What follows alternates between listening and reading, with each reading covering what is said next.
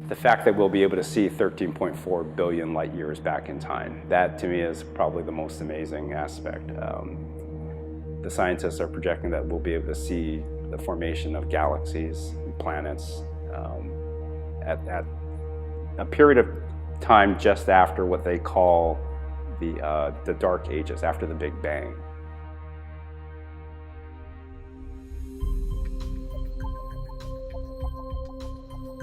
The James Webb Space Telescope is going to be the largest space observatory ever flown in the history of man.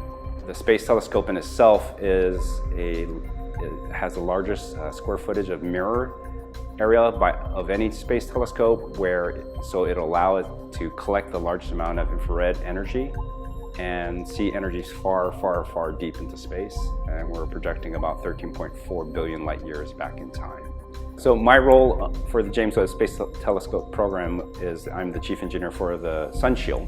The Sun Shield is a multi-layer capped-on assembly that helps to block all solar energy from the sun below it, and it can then focus on the very faintest amounts of infrared energy that the mirror can end up seeing. The hard part about the Sun Shield and trying to get it up into space is that it's a very large thermal shield. It's about the size of a tennis court, and it has to then fold up in an organized manner and then still fit on the top of a rocket within the rocket's fairing. And then being able to survive the launch environment as well as what's called the depressurization environment. All that trapped air within the Sun Shield has to evacuate. And then after that, we have to deploy in space with no assistance from man. This is a one-time build, first-time build. Yeah, it hasn't been done before in history. So we're starting from scratch. We're starting from scratch and we're figuring it out.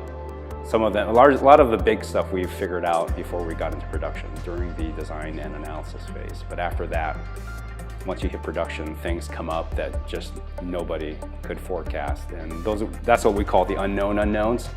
No one could ever predict those, and you just have to deal with it. And that's where your engineering background comes in.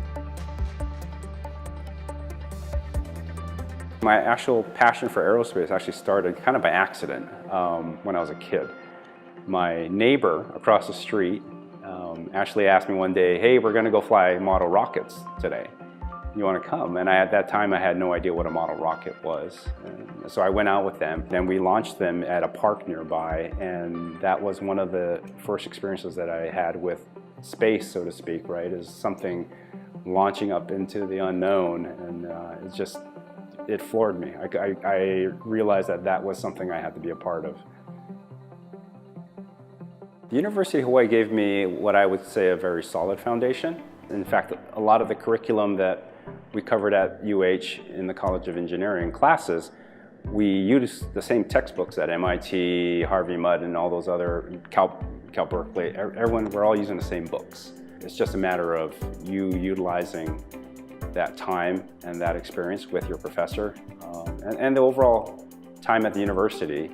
There's a lot of opportunity to explore not only just coursework, but projects that you could create or participate in through the college. This company, Northrop Grumman, actually takes into account, when they look at candidates, we don't look at just candidates with the highest GPA.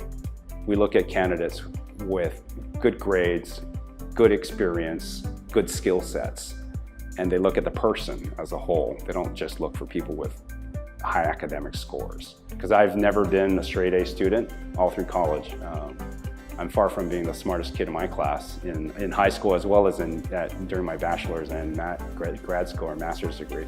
But I think I found my niche here where my skill sets are able to benefit, or where I can actually apply my skill sets within the company and be productive. I know there's a lot of other University of Hawaii people working here on campus at Northrop Grumman. A lot of them have done very well. A few of them are tech fellows at the company, meaning that the company has actually, or Northrop Grumman has actually considered them and labeled them as a technical expert within that field and labeled them as being very important to the company's success. There's a good perspective that a lot of the Hawaii kids work really hard. They provide a lot of good solutions to a lot of problems, but for the most part, every University of Hawaii kid that has come through the system has been a very diligent worker, and that's been very appreciated by the company.